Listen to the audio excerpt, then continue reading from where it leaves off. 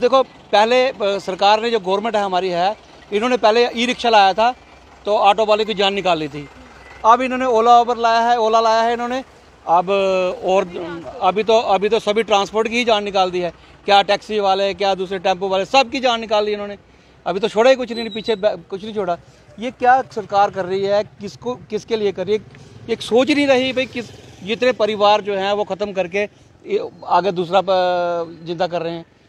हमें तो इस बात की समझ नहीं लगती। हम इनके साथ अटैच होते हैं पेट्रोल गाड़ी को लेके, ब्लैक ऑटो, तो हमें नुकसान ही नुकसान है। इनके जो रेट हैं वो उससे तो हमारा तेल भी पूरा नहीं होता, पेट्रोल भी पूरा नहीं होता, तो इसलिए हमने इनके साथ अटैच नहीं की है।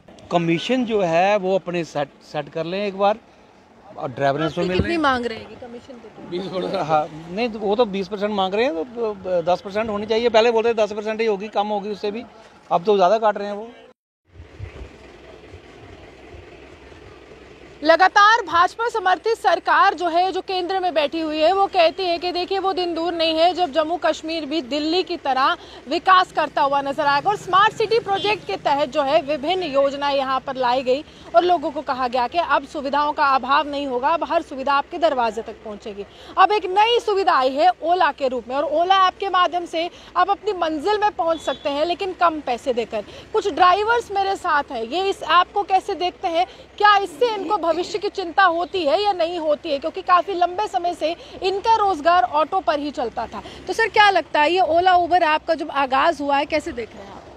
मैम सिटीजन लोगों के लिए तो बहुत बढ़िया है, बट जो ड्राइवर हैं, जो जैसे पेट्रोल गाड़ियां हैं, ऑटो रिक्शा, जो इनके रेट हैं वो इतना तो पेट्रोल जल जाता है गाड़ी का, इनके रेट इसके साथ मैच नहीं करते। प्लस ये दूसरी जो इलेक्ट्रॉनिक गाड़ी आई है, इलेक्ट्रिक गाड़ी, ये ठीक है, ये चल जाती है, पर ये गाड़ी जाती है तो वो ओला वाले कमीशन बहुत ज़्यादा काट लेते हैं। इतनी कमीशन तो नहीं काटनी चाहिए। % काटी जा रही है। ये 20% के करीब काट लेते हैं कमीशन, 20% के करीब काट लेते हैं कमीशन। भाई ऐसा तो नहीं होना चाहिए ना। अब ड्राइवर जो है 4-8 चक्कर लगाएगा, ड्राइवर से ज़्यादा आमदनी तो उनकी होती है, ओला वालों की। ऐसा तो नहीं होना चाहिए। और देखो पहले सरकार ने जो गवर्नमेंट है हमारी है, इन्होंने पहले ई रिक्शा लाया था तो ऑटो वाले की जान निकाल ली थी। अब इन्होंने ओला उबर लाया है, ओला लाया है इन्होंने।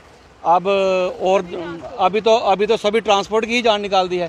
क्या टैक्सी वाले, क्या दूसरे टेम्पो वाले, सब की जान निकाल दी इन्होंने। अभी तो छोड़ा ही कुछ नहीं, पीछे कुछ नहीं छोड़ा। ये क्या सरकार कर रही है, किसके लिए कर रही है? एक सोच नहीं रही भाई किस जितने परिवार जो हैं वो ख़त्म करके आगे दूसरा जिंदा कर रहे हैं। हमें तो इस बात की समझ नहीं लग रही। आपसे मैं जानना चाहूँगी, कितने साल हो गए ऑटो चलाते हुए? मैडम जी मुझे 40 साल हो गए हैं ऑटो चलाते हुए, ब्लैक ऑटो चलाता हूँ मैं। तो मैं आपके माध्यम से ही सरकार को ये कहना चाहता हूँ कि अगर ओला लाया है तो ओला की जो इन्होंने अपना बिजनेस कारोबार जो स्टार्ट किया है ट्रांसपोर्ट की तरफ से, इन्होंने मिनिमम कमीशन होनी चाहिए। 5%, 10% कमीशन होनी चाहिए। 20% ले रहे हैं लोगों से, कमीशन ले रहे हैं, ये कोई अच्छी बात नहीं है। समझ लीजिए कि आपने कांटेक्ट कर दिया, आपने उनके साथ संपर्क कर दिया ओला के साथ, तो आप यहाँ पर पेट्रोल वाला ऑटो चलाते हैं, तो क्या फ़ायदा होगा आपको या नुकसान होगा? और अगर होगा तो घर कैसे चलाएंगे? देखो अगर हम इनके साथ अटैच होते हैं पेट्रोल गाड़ी को लेके, ब्लैक ऑटो, तो हमें नुकसान ही नुकसान है। इनके जो रेट हैं वो उससे तो हमारा तेल भी पूरा नहीं होता, पेट्रोल भी पूरा नहीं होता, तो इसलिए हमने इनके साथ अटैच नहीं की है। चलो भगवान हमें जो अपनी किस्मत होगी भगवान हमें देगा, हम अपने बलबूते पे चलेंगे, रोजी रोटी कमा रहे हैं। हमें 40 साल हमें मेहनत करते हो गए हैं, आगे भी मेहनत करेंगे, तो कोई ऐसी बात नहीं। जो बाकी वाले जो इलेक्ट्रिक गाड़ी हैं जो अटैच हुई हैं, तो उनको ये इनकी जो कमीशन है वो मिनिमम होनी चाहिए, कम से कम होनी चाहिए। इतनी ज़्यादा नहीं होनी चाहिए कि वो बेचारे एक दफ़ा आपके साथ अटैच होंगे, दूसरी दफ़ा वो छोड़ देंगे आपको भी, आसा करके सब दुनिया उनको छोड़ देगी। फिर ई रिक्शा आई थी तो ऑटो ड्राइवर्स जो थे काफ़ी ज़्यादा गुस्से में थे। काफ़ी बार मैंने उनसे बात की, वो कहते हैं कि अब लोग ज़्यादा सफ़र जो है ई रिक्शा में करना पसंद करते हैं, क्योंकि वहाँ पर कम पैसे लगते हैं। और जब ओला आ गया, अलग अलग तरह की गाड़ियाँ हैं, ट्रांसपोर्टेशन का सिस्टम है, तो उससे आपको लगता है कि लोगों का विचार एक बार फिर से बदल जाएगा आपके प्रति? हाँ, लोगों का विचार फिर दोबारा बदल रहा है। पहले ब्लैक ऑटो चलते थे पूरे जम्मू सिटी में, उसके बदले में आए ई रिक्शा। ई रिक्शा में लोगों ने ज़्यादा इसमें कम पैसे लगते हैं तो उसमें उन्होंने जाना शुरू कर दिया, तो फिर उनको भी छोड़ के अभी ओला वाली साइड चले गए हैं। ये मुझे समझ नहीं आ रही है गवर्नमेंट कर क्या रही है, इनका कोई सिस्टम ही नहीं समझ आ रहा है। पहले इन्होंने अपना कोई सिस्टम बनाना चाहिए। चलो ई रिक्शा हमारे जम्मू सिटी में चल रहे हैं, स्मार्ट सिटी के तर्ज पे आए हैं वो, चलो मोस्ट वेलकम, हमें खुशी है इस बात की, कोई बात नहीं, लेकिन अपने रूट पे चलने चाहिए। हाँ, यही बात मैं करने वाली थी कि रूट्स पर भी काफी ज्यादा सवाल उठाए जा रहे हैं। ये अपने रूट पे चलने चाहिए। हमारे जम्मू में आज से कोई 2 महीने पहले हमारे डीसी मैडम थी हमारे यहाँ, अबड़ी लवासा जी, हाँ बड़े अच्छी थी बेचारी, वो गरीब की मदद करती थी, वो हर बंदे को देखती थी, ये गरीब कौन है, अमीर कौन है, और सही फैसला करती थी वो। उन्होंने बड़े बड़े अच्छे फैसले किए, उन्होंने रूल ऑफ रेगुलेशन बनाए, ई रिक्शा का रूट बनाए, सिस्टम बनाया, जून बनाए। मुझे बड़े अफसोस से कहना पड़ता है कि मुझे समझ नहीं आ रही गवर्नमेंट उस पर अमल क्यों नहीं कर रही है। मुझे कहने में शर्म आ रही है अपने आप को भी, गवर्नमेंट उस चीज को अमल में क्यों नहीं ला रही। में तो 4 व्हीलर भी आ जाएगा, ओला में गाड़ियां भी आ जाएंगी, सेंट्रो कार्स आ जाएंगी, तो वो कैसे, आप उसका कैसे सामना करें? देखो उसका सामना हम कर सकते हैं। देखो उनका अपना सिस्टम है, हमारा अपना सिस्टम है। देखो हम भी फैसिलिटी 40 साल से फैसिलिटी दे रहे थे। जो सवारी हमारी परमानेंट है वो हमारे पास ही आती है, ओला के पास नहीं जाती।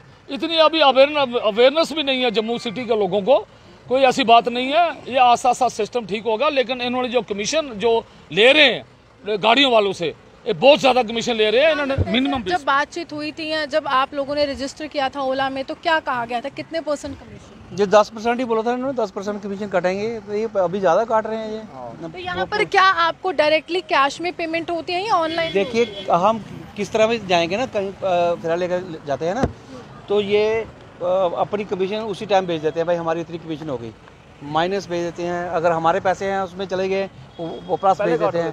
पहले ही कमीशन इनको पहले चाहिए। 200 रुपये किया ना उन्होंने, 200 रुपये में से कितने पैसे बन गए? 40 रुपये, 20% हो गए 40 रुपये। उन्होंने 40-50 रुपये पहले काट लेने हैं, तो आपको 150 रुपये में भेज देना। ये कोई तरीका थोड़ा है? जो मिनिमम रेट है, जो 10% कमीशन है, पूरे ऑल ओवर इंडिया में रेट है। ये कि जम्मू का अलग होगा, पंजाब का अलग होगा, दिल्ली का अलग होगा, ये कोई तरीका थोड़ा है? ये अभी घर चल पा रहे हैं आप लोग? हाँ बड़ी मुश्किल से। कितने लोग हैं परिवार में? मेरे परिवार के 4 तो 6 लोग हैं। हाँ 2 बहू हैं, 2 बेटे हैं, मेरी वाइफ है। हाँ बड़ी मुश्किल से घर चल रहा है। हालांकि हम कोई गंदा मंदा काम नहीं करते, कोई शराब नहीं पीते, सिगरेट नहीं पीते, हमारा परिवार बिल्कुल साफ सुथरा है। बस चलो अपनी मुंह से कहना। लेकिन जब उपराज्यपाल लगातार ये कहते हैं कि जम्मू बदल रहा है, ये दिल्ली की तरह बन रहा है, मुंबई की तरह बन रहा है, तो कुछ कहना चाहेंगे? हाँ क्यों नहीं कहना चाहेंगे। हमारे जो अपने गवर्नर साहब हमारे मनोज सिन्हा जी हैं, ये कह रहे हैं कि जम्मू बदल रहा है, स्मार्ट सिटी की तर्ज पे स्मार्ट सिटी आ गई, जम्मू बदल रहा है। हमें तो दिख नहीं रहा कुछ भी।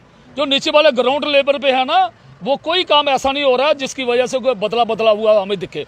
हम भी, मेरी उम्र भी 63 साल हो गई है, मुझे नहीं कोई लग रहा है कोई बदला सा है। सारा जम्मू शहर इन्होंने तोड़ फोड़ कर दी है, पूरा तोड़ फोड़ दिया है। उसको बनाते टाइम लगेगा, पता नहीं उसको 5 साल लगे, 10 साल लगे, क्या होगा क्या नहीं होगा, तब तक हम रहेंगे नहीं रहेंगे, कोई समझ नहीं आ रही। इनका कोई लिमिट होनी चाहिए। भाई कितने साल का प्रोजेक्ट है? 2 साल का, 3 साल का, 4 साल, 5 साल का। 5 साल में कंप्लीट करो, कंप्लीट करके उसको अच्छी तरह बनाओ, बढ़िया करके टॉप का बनाओ उनको।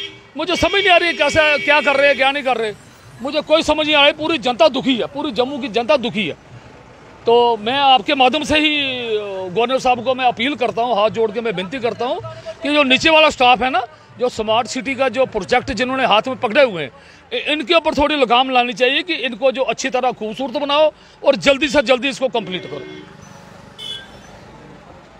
आपका आखिर में क्या तर्क है कि अगर यहाँ पर लगातार प्रशासनिक अधिकारी जो है वो देख रहे हैं, तो क्या करे, किस तरह की व्यवस्था करें जिससे आम लोगों का घर भी चले और यहाँ पर झगड़ा भी नहीं हो, परेशानी भी नहीं हो और खाना तो खा सके?